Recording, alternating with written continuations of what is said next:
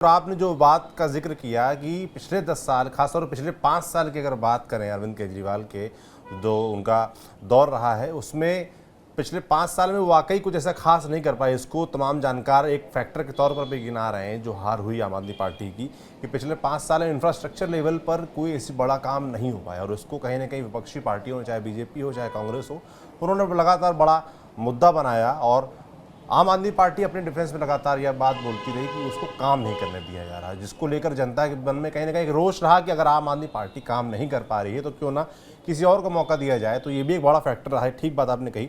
मैं ये समझना चाहता हूँ, जैसे दिल्ली में अगर देखा जाए तो यमुना पल्ला गाँव से प्रवेश करती है और जैतपुर से बाहर निकलती है। करीब 22 किलोमीटर का ये सफ़र है। अब सवाल ये उठता है कि यमुना जो नदी है अपने आप पे, वो तो बड़ी लंबी 1376 किलोमीटर की है। तमाम राज्य इसके जद में आते हैं।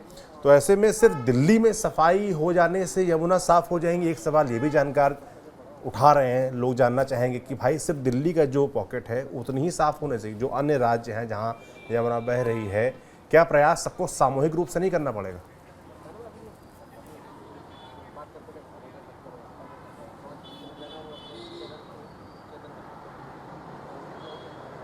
देखिए, इसको अगर हम समझने की कोशिश करें तो यमुनोत्री से जब यमुना निकलती है तो दिल्ली आते आते उसके जद में और भी कई राज्य आते हैं। अभी जो दिल्ली वाले पानी पी रहे हैं उसमें मैक्सिमम पानी यमुना का ही पी रहे हैं। पल्ला पे वजीराबाद के पास जो सोनिया विहार वाटर ट्रीटमेंट प्लांट है उसमें हरियाणा से आया हुआ पानी को ही ट्रीट करके दिल्ली वालों को पिलाया जाता है। तो एक बात तो तय है कि हरियाणा तक जो यमुना में पानी है, या फिर कह सकते हैं पल्ला जिसका आप जिक्र कर रहे हैं, वहाँ तक जो पानी आ रहा है वो पानी इतना साफ तो है या उसकी क्वालिटी इस लेवल की तो है कि उसको ट्रीट करके पिया जा सके। लेकिन वही जब वजीराबाद को पार करते हुए ओखला होते हुए कालिंदी कुंज में गिरती है तो उस पानी में पीने की तो बात छोड़िए, मछली तक नहीं है, क्योंकि मछली के लिए भी अनुकूल पर्यावरण नहीं है यमुना के पानी में। ये वो यमुना है जिसके बारे में सरकारी गजट में डेटा है कि साल 1920 में दिल्ली के लोग यमुना का पानी पीते थे और बाकायदा उससे खाना तक बनाया जाता था। लेकिन उसके बाद धीरे धीरे प्रदूषण बढ़ता गया। आज स्थिति ये है कि लगभग 100 साल के बाद यमुना में मतलब आचमन तक आप नहीं कर सकते हैं, इतनी खराब स्थिति है। तो ये जो आप बात कह रहे हैं कि आखिरकार अन्य राज्यों को क्या करना पड़ेगा, उसमें जो सबसे बड़ा पॉल्यूटर है उसमें दिल्ली सबसे अहम है। और दिल्ली के बाद अगर आप उत्तर प्रदेश में जाएं तो नोएडा की भी कमोबेश यही स्थिति है। तो मान लीजिए दिल्ली तक अगर यमुना साफ भी हो जाए तो नोएडा से आगे उसकी स्थिति तब तक सही नहीं होगी जब उत्तर प्रदेश सरकार का भी उस लेवल का सहयोग मिलेगा। अगर नहीं मिला तो वही स्थिति होगी जो मथुरा में, जो वृंदावन में और इन सभी जगहों पर जो यमुना है वो उतनी ही मैली या फिर कह सकते हैं पहले से भी ज़्यादा मैली दिखेगी। लेकिन कम से कम उम्मीद आप कर सकते हैं कि शुरुआत अगर दिल्ली से हो रही है और दिल्ली में कुछ बेहतर होता है तो उस बेहतरी का असर बाहर में भी दिखेगा। आपको याद होगा कि अखिलेश यादव ने चुनाव के दौरान जब यमुना की सफाई का मुद्दा उठाया था और कहा था कि वृंदावन के पास तो आप पानी में स्नान नहीं कर सकते हैं, तो बाकायदा कई सारे लोगों ने उनको जवाब भी दिया कि ये यमुना दिल्ली होके ही आती है।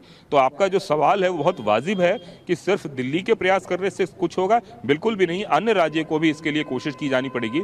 मुझे याद है जब शीला दीक्षित की सरकार थी तो पल्ला के पास एक फैक्ट्री लग रही थी और शीला दीक्षित ने स्पेशली हरियाणा सरकार को रिक्वेस्ट करके उस फैक्ट्री को रुकवाया, क्योंकि उन्हें ऐसा लगता था कि उस फैक्ट्री के पानी आने से पल्ला के पास जल बहुत दूषित हो जाएगा और दिल्ली में पीने लायक नहीं रहेगा। तो तमाम तरह की ऐसी चीज़ें हैं, ऐसी घटनाएं हैं जिन घटनाओं का जिक्र करके ऐसा लगता है कि अगर समय रहते और अच्छे तरीके से कोशिश की गई होती तो शायद यमुना आज पहले से बेहतर होती। लेकिन एक बार फिर उम्मीद की जा रही है, और यह इतना आसान नहीं है कि दिल्ली में बहुत सारी फैक्ट्रियाँ हैं, उन फैक्ट्रियों का कचरा सीधे यमुना में जाता है। दिल्ली में बड़े नहर है जैसे कि नजफगढ़ ड्रेन है, इसके अलावा और भी कई सारे ड्रेन है। बताया तो दिल्ली में 18 बड़े छोटे ड्रेन हैं। उन सारी ड्रेनों का पानी जो है वो अनट्रीटेड होकर मैक्सिमम यमुना में जाता है, जिसकी वजह से यमुना गंदी है।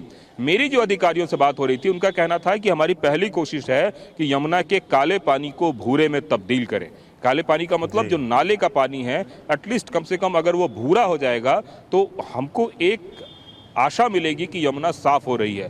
तो आप समझ रहे हैं कि इतने हतोत्साहित होकर अगर लोग काम कर रहे हैं और उनका लेवल आशा का इतना कम है तो इससे अंदाज़ा लगा सकते हैं कि कितना मुश्किल काम है। और अभी जो वीड हार्वेस्ट मशीन आई है उस मशीन से वो 2.5 टन कचरा मतलब 2 से 3 घंटे में वो निकाल पाते हैं। अभी यही अनुमान नहीं लगा पा रहे हैं कि इसमें कचरा कितना है। इससे अंदाजा लगा दिए आप कि यमुना की सफाई कितना मुश्किल टास्क है। अधिकारियों का कहना है 1 से 1.5 महीने तो हमें ये पता लगाने में लगेगा कि यमुना से कितना कचरा पहले साफ करना है सॉलिड वेस्ट के नाम पे। तो ये एक बहुत टीडियस जॉब है जो इतना आसान नहीं है और इसके लिए अलग अलग एजेंसीज को दिन रात एक करना पड़ेगा। लेकिन हाँ, हमारे देश में कई सारे ऐसे उदाहरण हैं जिसमें नदियों का जीर्णोद्धार हुआ है। सबसे पहले आप उत्तर प्रदेश में गोमती रिवर फ्रंट देख लीजिए, 2 सरकारें आई, दोनों सरकारों ने मिलकर एक अच्छा काम किया तो एक अच्छा रिवर फ्रंट वहाँ डेवलप हुआ है। गुजरात में अहमदाबाद है, तो कई जगहों पर नदियों के जीर्णोद्धार की कहानी है। ऐसे में ये उम्मीद करना कि यमुना की सफाई नहीं हो सकती गलत है। अगर अच्छे मन से किया जाए तो शायद हो भी सकती है और आशा करें कि शायद सब कुछ अच्छा हो। नहीं तो यमुना में पैसे पानी की तरह बहा है, चाहे कोई भी सरकार हो। डेटा है, दिल्ली विधानसभा का डेटा ये कहता है कि मंत्री जी खुद खड़े होकर बोल रहे हैं कि हमने 6,500 करोड़ से ज्यादा पैसा यमुना में बहा दिया है। इसके बावजूद भी नतीजा अगर सिफर रहा है तो आप खुद ही सोचिए कि 4,500 6,600 करोड़ किसकी जेब में गया और उसके लिए कौन जिम्मेदार है।